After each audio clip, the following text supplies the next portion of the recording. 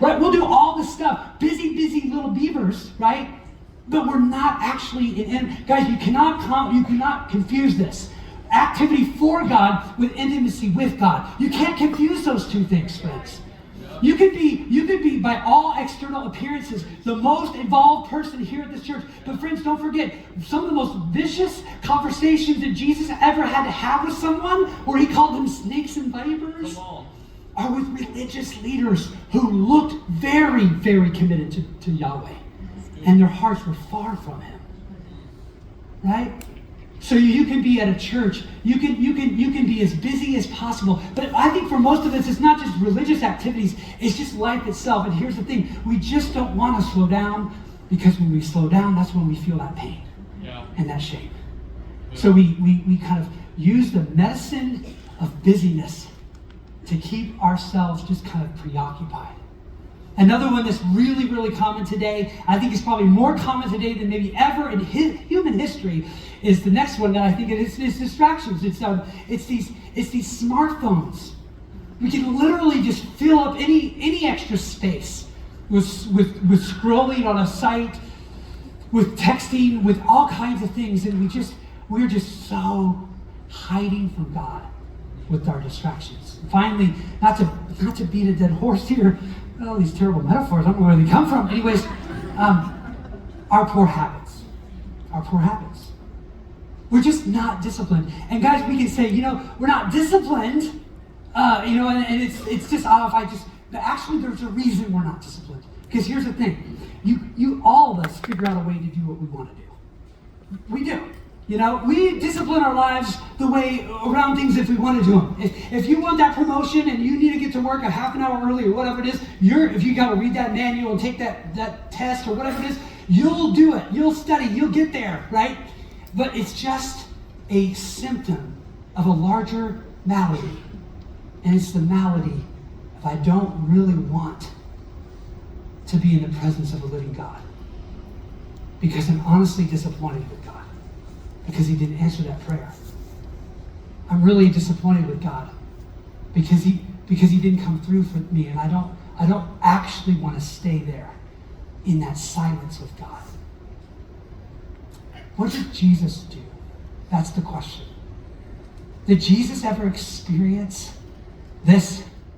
Did he ever have an experience in his time with God as the human that lived our life?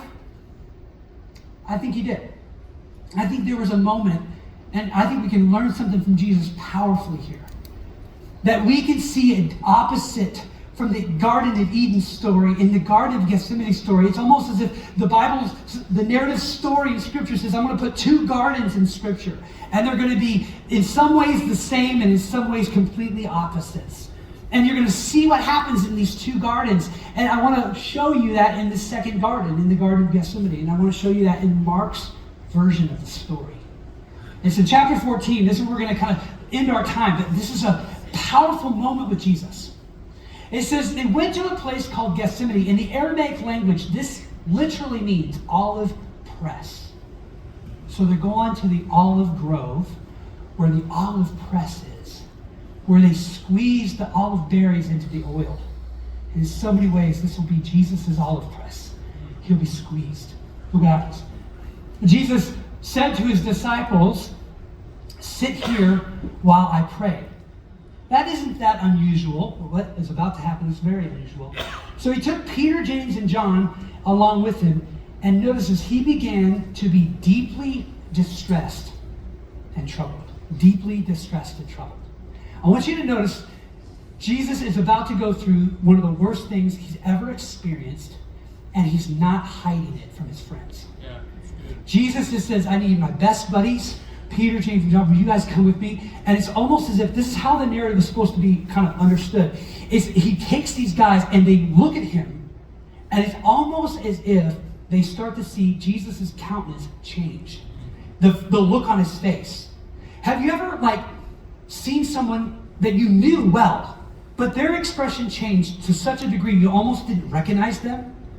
Like their facial expression? That is exactly how you're supposed to read this. In the Greek, the word behind this deeply distressed and troubled is the word adamoi, And it means, here's how J.D. Dunn translates this. Shuddering in horror. That's how he translates this. So he would say he began to shudder in horror. That kind of fills out this image.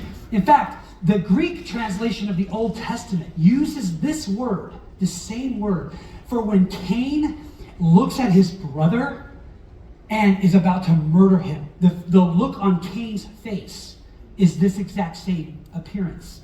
It's the same word that Herod has. When Herod, if you know the story, he kind of gets painted into a corner to basically execute John the Baptist.